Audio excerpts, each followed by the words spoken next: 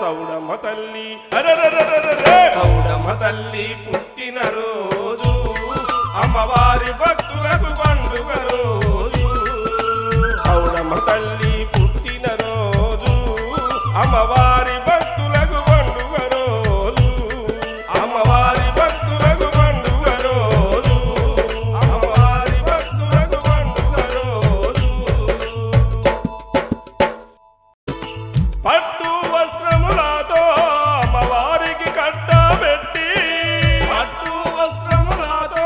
అమ్మవారికి కట్టబెట్టి ఆభరణములతో తల్లిని అలంకరించి ఆభరణములతో తల్లిని అలంకరించి పాయసంబు పరమాన్నములతో